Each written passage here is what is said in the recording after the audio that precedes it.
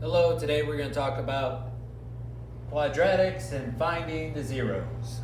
Alright, what finding the zeros means is you're trying to find where the parabola, which is the shape of a quadratic, is going to touch on the x-axis.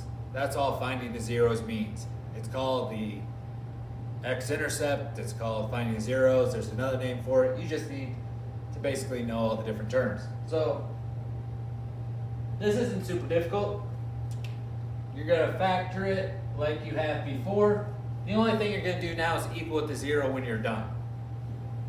So I'm going to go about it the same exact way that I have the whole time in factoring. So I draw my two sets underneath. I put my variable in there. Now I have a positive here and a negative here. To have a negative in the back, that means I have to have a positive times a negative. Alright, now I just have to find out where to place everything else. So this is 1, so I know it's going to be 1 and 1. Now I just have to figure out the factors of 4. So how am I going to combine 1 and 4, 2 and 2 to get to 3?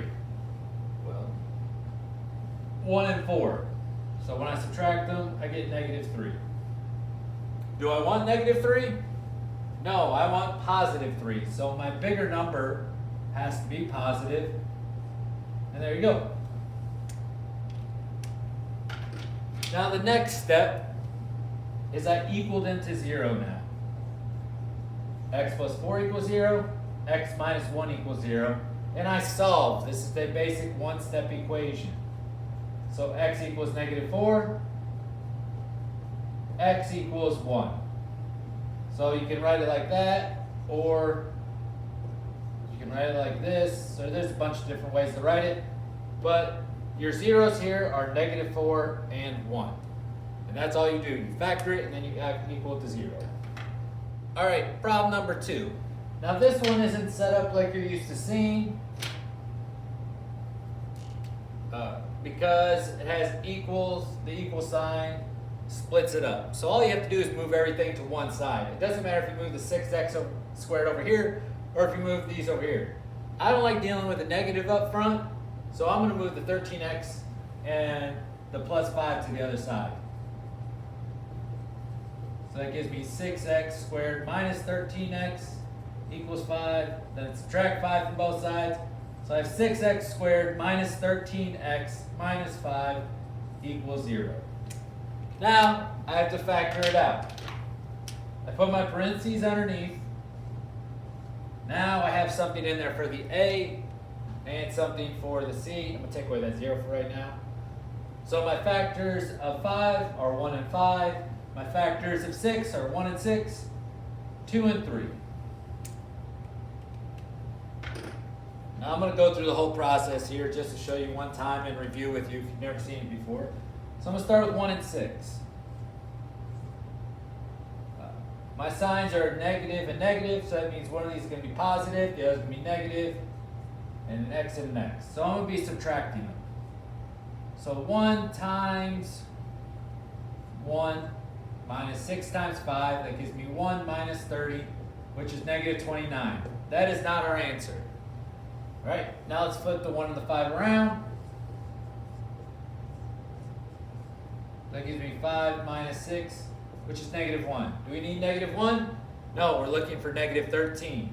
So I know 1 and 6 are not going to be my factors that go here and here. I know it's going to be 2 and 3 now. So 2 and 3, and I'm subtracting them because that's a negative, so that means it has to be positive and negative.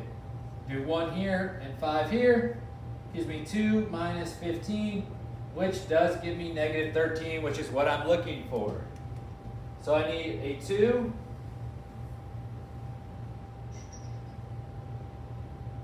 So this has to be negative. So I need to make my 5 the negative, 5 times my 3 up front, and then 2 and 1. So it gives me, if I want to check it, it gives me 6x squared, negative 5, 2x, minus 15, negative 13. Now I just have to solve it for the zeros. So 3x plus 1 equals 0. This is just a basic two-step equation. So I get negative 1/3 is one of my answers. And then I solve this one over here.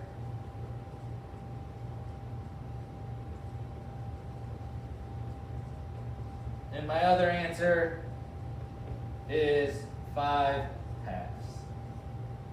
That's a two-step equation. That's something that you should have learned a long time ago. So I'm not going to go into depth in it, but that's how you do it. First thing you have to do is make sure everything's on one side, then break it down. I did it the long way. There you go. All right, example 3. We do this the same way. Everything's on one side. So we can break it down like any other problem. X, positive, and that's a positive, so positive in the middle. My factors of 4 are 1 and 4 and 2 and 2. 2 plus 2 gives me the 4. So that's 2 and that's 2. Now I solve.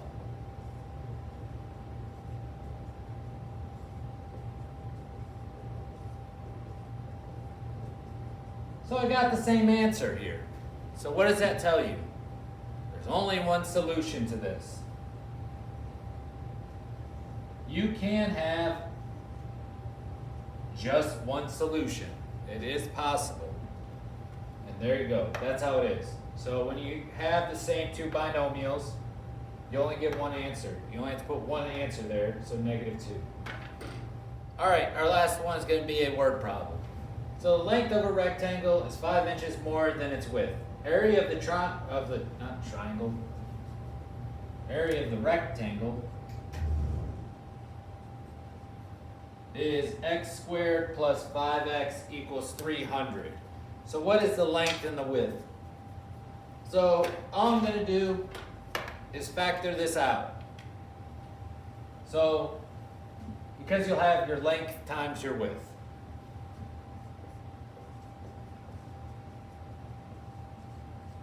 Now, it's not in the right form, so I have to subtract 300 from both sides.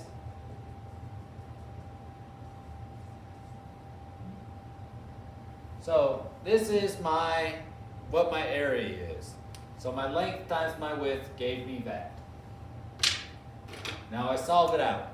I factor it down. X and x. Now that's positive, but that's negative. So I'm going to have to have positive and negative. My bigger number is going to be the positive number. So that gives me 1 and 300, 2 and 150, 3 and 100, 4 and 75, 5 and 60, 6 and 50. There's a lot of them here. 7, no, 8, no, 9, 10 and 30, 15 and 20. So 15 and 20 is my answer.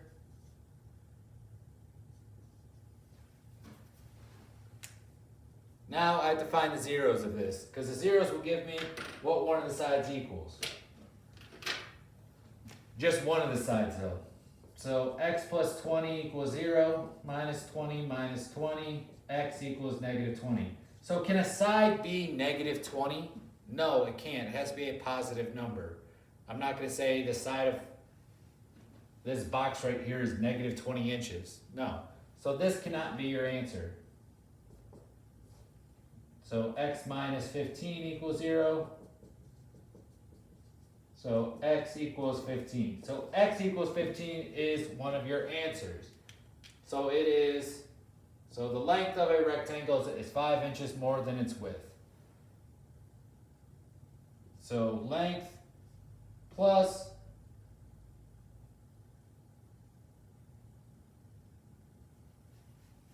so the width plus 5 equals your length. So I'm going to say it's my width, so 15 plus 5 equals 20. So my width equals 15 and my length equals 20. And there you go. All I did was take the problem down, find out which one made sense. You can't have negative 20, so 15. So 15, then I added 5 to it to get my length. This has been Quadratics Finding the Zeros. I hope it helps and good luck.